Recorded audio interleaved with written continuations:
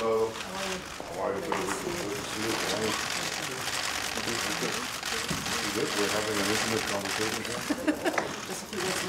Sure. I'll be.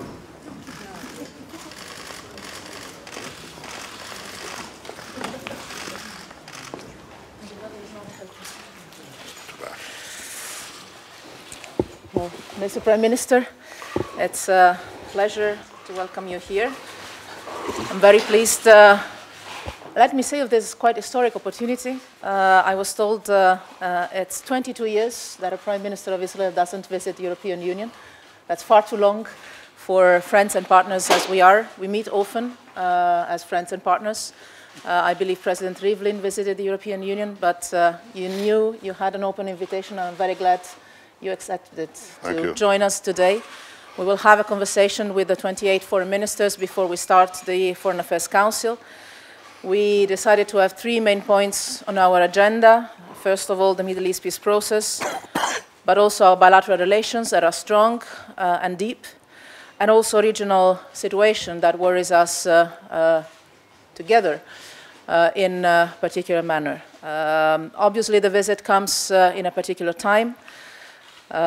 As partners and friends, we want to discuss each other's interests, and we believe it is in Israel's interest, especially in the security interest of Israel, to find a sustainable and comprehensive solution to the Israeli-Palestinian conflict. This is why the European Union will increase its work together with our international friends and partners, but also with friends and partners in the region, starting from Egypt and Jordan, and obviously with the parties, with Israel and Palestine, to start to relaunch the peace process, even if it seems difficult times.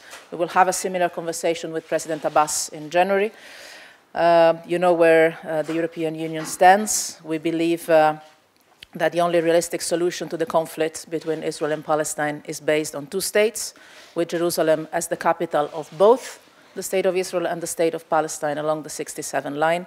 This is our consolidated position, and we will continue to respect the international consensus on Jerusalem until the final status of the Holy City is resolved through direct negotiations between the parties, and we hope that the parties can engage in meaningful direct negotiations with the support of the international community. Let me also say that the worst thing that can happen now is an escalation of tensions or violence, first of all around the holy places, but also in the region and beyond.